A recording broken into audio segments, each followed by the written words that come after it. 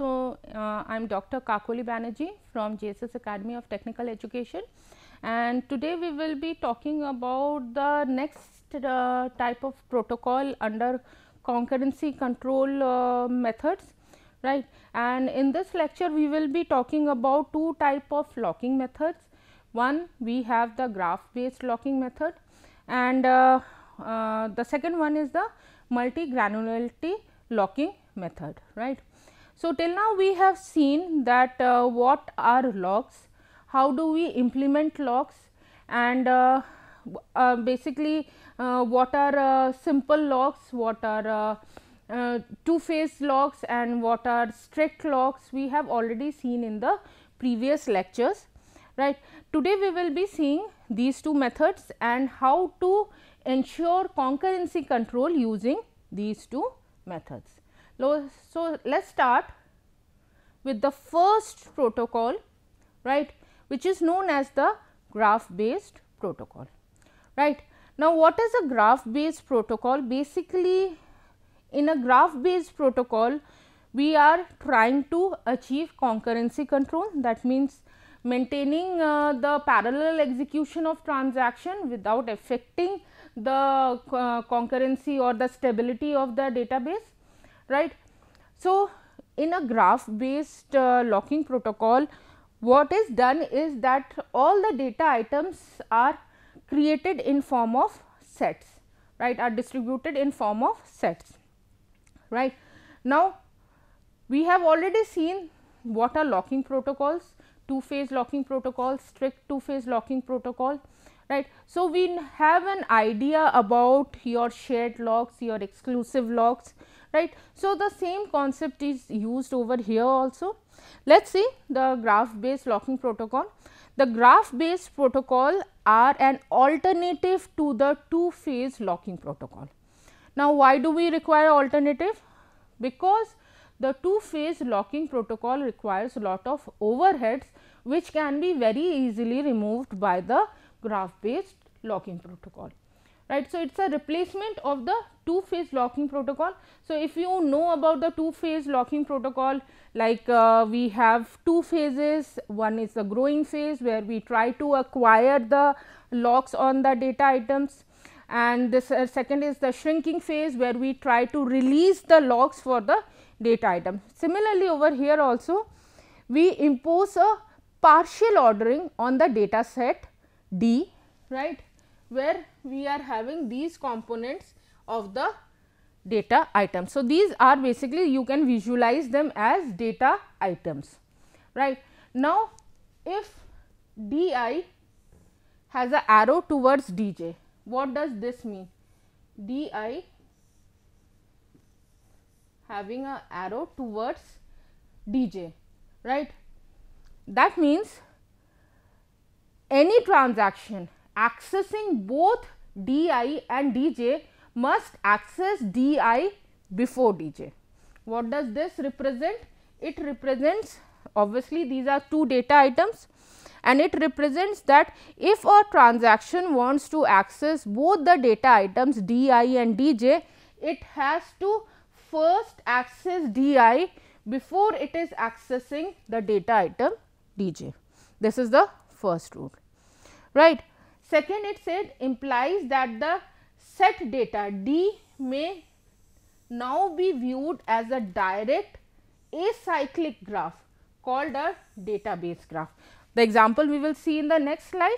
So, this implies that a data set D may be viewed as a directed acyclic graph, right, and this graph is known as a database graph. It is also known as we can call it as a tree protocol also, because we will see that how this graph is made and a tree structure is created. So, the tree protocol is a simple kind of a graph protocol. So, the tree protocol is a simple implementation of this graph protocol only, right. So, over here now you can see how this complete thing is basically it is looking like a tree. That is why we say that it is the tree protocol is implementation of this graph based protocol, because a tree is being created, right. Now, what are the things that we need to keep in mind before we start with the graph based protocol, although graph based protocol is not used very frequently, right, because we have a version above the graph based protocol which is known as the multigranularity protocol, which is much more advanced than the graph based protocol, but the basics remains the same. So, we need to know what is graph based protocol. It says only exclusive locks are allowed, right. So, whenever we are implementing graph based protocol, we can only have exclusive locks. There is no possibility of shared locks in case of graph based protocol, right. The first lock by TI may be on any data item, right. So, this is also an advantage, because TI can be there, can lock any data item in this complete T. Subsequently, a data item Q can be locked by TI only if the parent of the Q is currently locked by TI. So, if it wants to, TI wants to lock D, so it has to ensure that it has already locked B and it has already locked A. So, the parent of that particular data item should also be locked, right, and data items can be locked at any time, but what we need to ensure? We need to ensure that the children are unlocked before that, right. So, the tree protocol ensures conflict serializability. So, this helps us to achieve conflict serializability, as well as it gives you a method to safeguard you from the problem of deadlocks, right. So, whenever we are having graph based protocols, if the transactions are actually following the graph based protocols, they will never get into any deadlock condition, and unlocking any may occur earlier in the tree locking protocol than in two phase locking protocol, right. So, like in two phase locking protocol, unlocking is done at the second phase, but unlocking in this tree protocol can be done earlier, right. And what is the advantage that we get out of it? There are two advantages. We have shorter waiting times, because unlocking is done in the earlier phases. So, other transactions are not waiting so much, and it increases the concurrency, right. It increases the concurrency. The protocol is also deadlock free, there is no condition of deadlock, and there is no need of rollback, because we are locking exclusively, there is no need of any rollback. So, this is the graph based locking protocol. Now, let us come to the multigranularity locking protocol, and this is a very important locking protocol, right, and you need to understand it well. That will help you into developing different type of locking methods, and because this is definitely every protocol has its own disadvantages. So, a little bit of overheads are there, but multigranularity locking protocol is one of the best in its class, right. So, let us see what is the multigranularity locking protocol. In concurrency control schemes discussed previously. So, what we have seen, whatever we have seen, the locking protocols, the two phase locking protocols, strict two phase locking protocols, right. In all of them, and the graph based locking protocol just we have seen right now. So, whatever we have discussed till now, data items are all locked individually. So, what is happening? Because of the data items getting locked individually, there is a lot of overhead of locking and unlocking, right. Lot of overhead is there because of what? Because of locking individual data items. So, however, the locking overheads can be reduced using the multigranularity locking protocol if data items are grouped into synchronized units. So, over here in this multigranularity locking protocols, the data items are grouped in synchronized units. A hierarchical relationship can be created between the data items in form of a tree as indicated below. Now, how is this hierarchy created? What are how are these groups created? That we will see in the next slide. So, for us this is in this locking protocol, it is not locking of a individual data item. We have seen till now that we are locking Q, we are locking P. So, all these are individual data items, but in this multigranularity locking protocol we have sets there that are getting locked. So, let us see. Okay. Now, what does this tree indicate? This is the database at the top at the node level, then we have files. So, you can say the files are your tables, right, and at the base level we have the tuples that are the records. So, these are the tuples, these are the tables, and this is the database. So, this is the level that is created. The tree indicates indicated above has 3 levels of node. The root represents the entire database. The middle level indicates the files representing tables or relations, and the lowest level indicates the records, that is the tuples of the relation. So, if lot of there is a transaction which is making lot of change into a particular table. So, instead of locking each tuple individually in the table, you lock the complete table, right. So, this is the concept that tells you about locking of the groups instead of locking of individual tables. Let us now see how this multigranularity lock works. Now, instead of having only 2 locks that we have seen, exclusive and shared lock, we have a group of 5 locks that are used in the case of multigranularity locking protocol.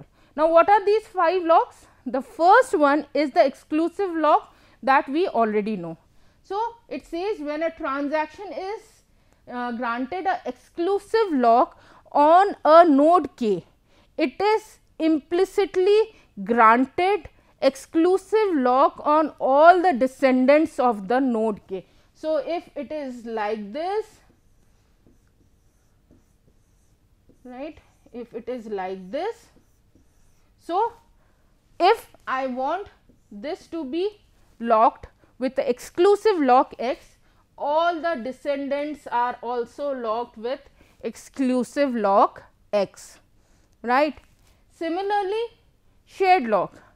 When a transaction is granted a shared lock on a node K, it is implicitly granted shared lock on all the descendants. So, similarly, if I am having 3 children of this node and I want a shared lock on this particular node, all these 3 nodes will also be locked under shared condition, right. Now, what are the next set of locks? Okay. Very important, we have the intentional X lock, which is known as IX lock, and we have intentional S lock, which is known as IS lock.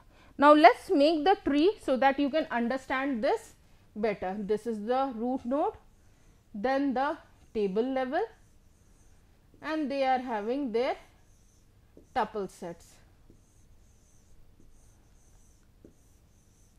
right. Now, let us see what is the first one, IX lock. When a transaction needs a X lock on a node K, the transaction would need to apply for a IX lock on all the preceding nodes of K, starting from the root node. So, when a node is found to be locked under IX mode, it indicates that some of its descendant nodes must be locked in X mode. So, that means if I want this particular node to be locked in a exclusive manner, then what we will do? We are going to request for a IX lock on this node also, right, this node also, and a IX lock on this node also, right, on all the preceding nodes. What does that mean? It means if we see that there is a ix lock on this node, that means any one of its children has been granted a x lock, right? Any one of the children has been locked with a x lock. Similarly, what is a intentional shared lock, which is known as a is lock? When a transaction needs s lock on a node k, the transaction would need to apply a is lock on all the preceding nodes of k starting from the root node. So, when a node is found to be locked in is mode, it is indicating that some of its descendant nodes may be locked in s mode. Very simple. If I want this to be locked in shared mode, it will send a request of intentional lock on its parent.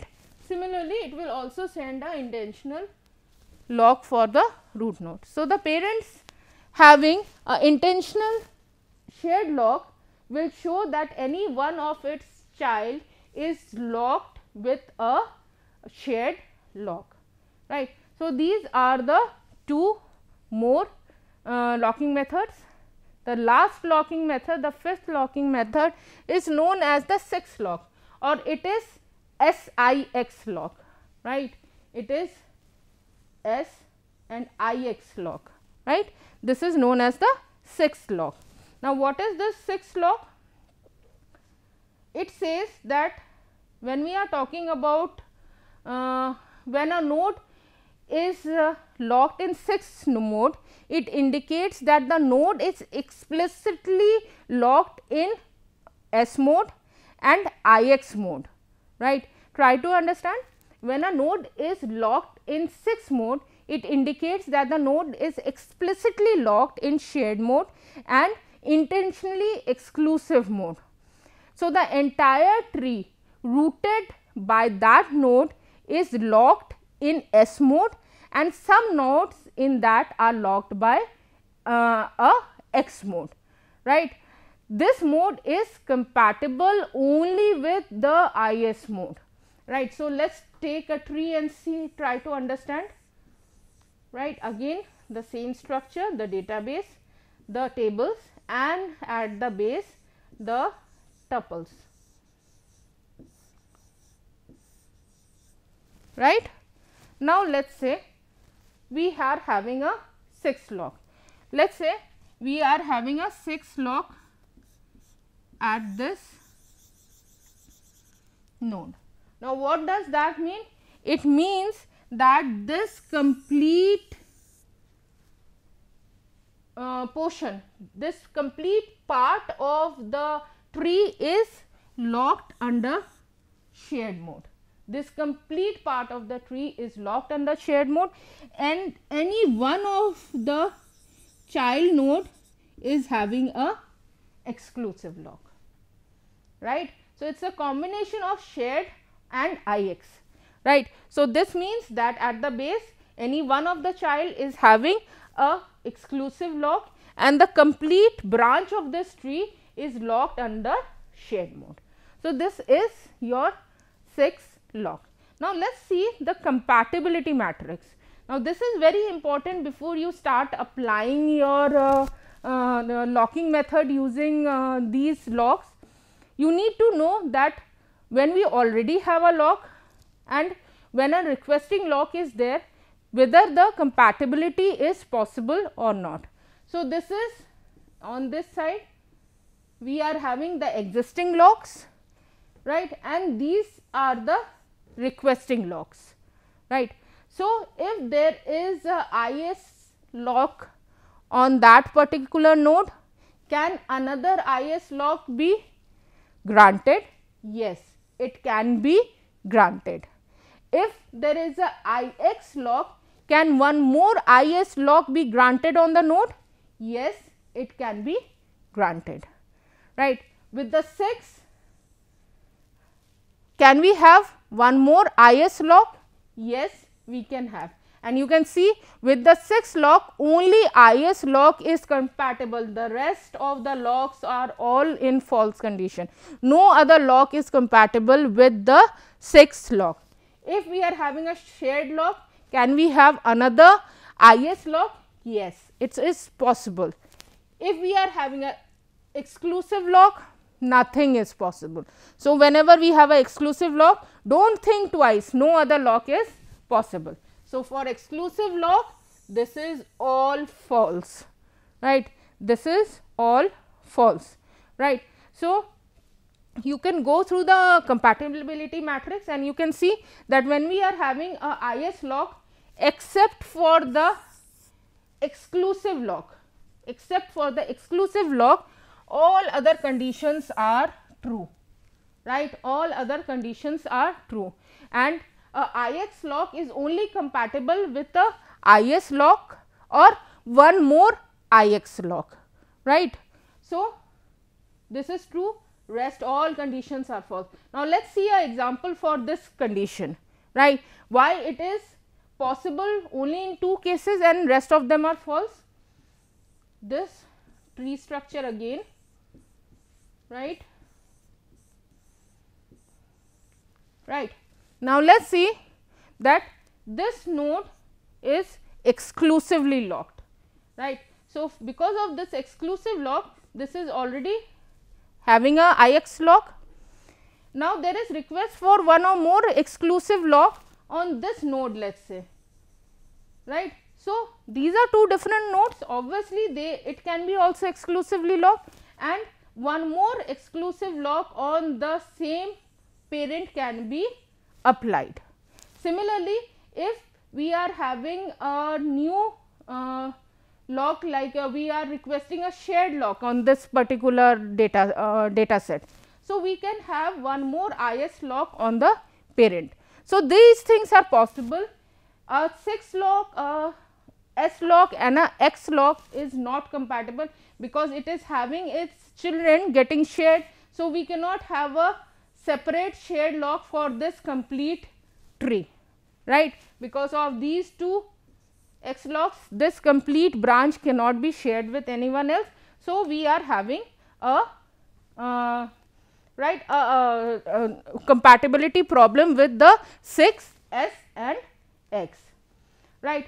Now, what is this multigroonality scheme all about?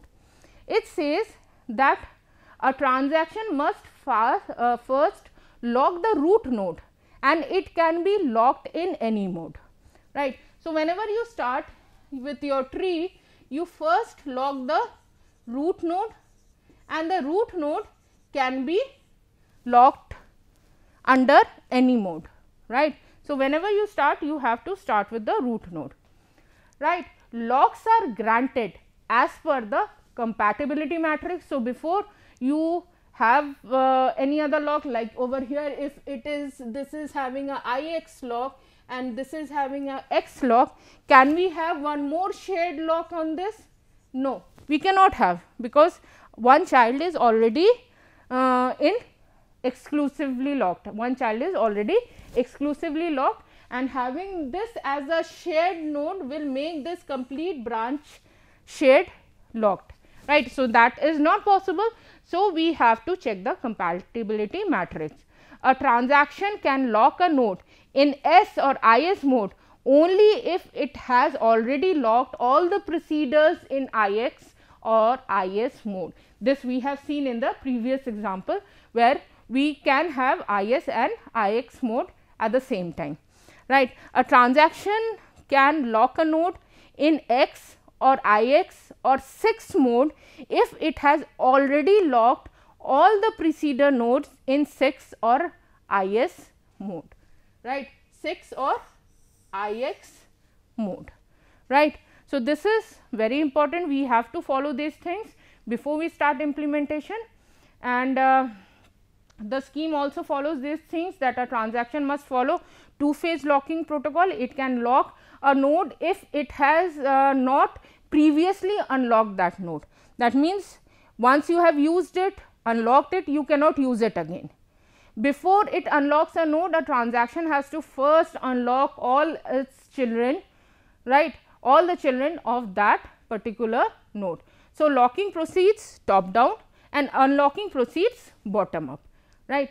And let us see, we will take one example before we end, and this example tells you that you are supposed to lock R A2, right, and R C1, right, in exclusive mode, right. You have to lock these two things in exclusive mode. So, what you need to follow, because we want exclusive lock on this also and a exclusive lock on this also. So, what we will have, we will, before we get the exclusive lock on these two nodes, what we will do, we will first lock the root node. In which mode? IX mode, because these are X modes and all the parents should be in IX mode, right. This should be in IX mode, then FA should be locked in IX mode and FC should also be locked in IX mode, right. So, this is how we go for the compatibility, use a compatibility matrix, and we check how these graphs are drawn, how the granularity can be given to the how the granularity can be used to give different type of locks to the transaction on particular data set. So, this is multi-granularity locking. It is a very powerful locking method and it is still implemented these days also, and that is all for today's lecture. We will meet again with the next lecture.